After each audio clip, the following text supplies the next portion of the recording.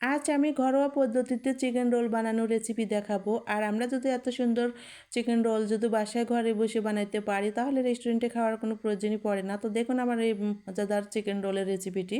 এখন আমি মূল রেসিপিতে যাই। সেটা হলো আমি এখানে আটার দুধ থেকে মানে এক ছোটো ছোটো আকারের আগে থেকে রুটি বেলে নিয়েছি। আর এই রুটিগুলো দিয়ে কিন্তু আজকে আমি চিকেন রোল বানাবো।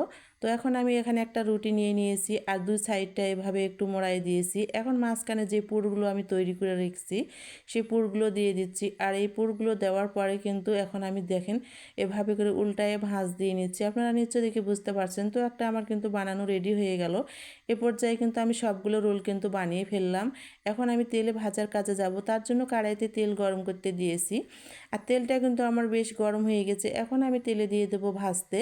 তো দিয়ে দিচ্ছি ভাজতে তেলে। এভাবে করে আমি সবগুলো রোল কিন্তু তেলে দিয়ে দিলাম ভাজতে। আর এখন লো আঁচে কিন্তু এগুলো ভেজে নেব। হাই হিটে ভাজলে হবে কি যে একদম মানে তাড়াতাড়ি গাওটা একদম লাল হয়ে যাবে আর ভিতরে কিন্তু কাঁচা রয়ে যাবে। এজন্য একটু লো আঁচে ভেজে নেব, তাহলে একদম ভালো ক্রিস্পিভাবে ভাজা হবে।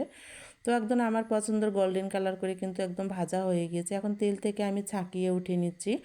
আর একদম মজাদার চিকেন রোল কিন্তু আমি ঝটপট বানিয়ে ফেললাম।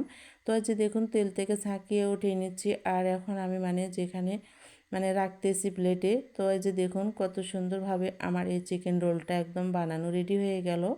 আর এই চিকেন রোল কিন্তু বানানোর রেসিপি যদি আপনাদের ভালো লাগে লাইক কমেন্ট শেয়ার করে পাশে থাকবেন। আর আপনারা অবশ্যই আমার রেসিপিটি দেখে ঘরে বসে বানিয়ে খাবেন, অনেক অনেক ভালো লাগবে। দেখেন কতটাই ক্রিস্পি আর মজাদার হয়েছে খেতে এই চিকেন রোল। একবার খেলে কিন্তু বারবার খেতে মন চাইবে। তারপরে এই যে একটা আমি এখন ভেঙে নিচ্ছি আর ভেঙে আপনাদেরকে দেখাচ্ছি। তো এই যে ভাঙলাম একটা রোল, কিন্তু ভাঙার পরে দেখেন কতটাই ভিতরে দেখতে লোভনীয় হয়েছে, খেতে তো আরও মজা লাগবে। আমার রেসিপিটি ভিডিও এ পর্যন্ত ছিল। ভালো থাকেন, সুস্থ থাকেন, শুভ সন্ধ্যা সবাইকে।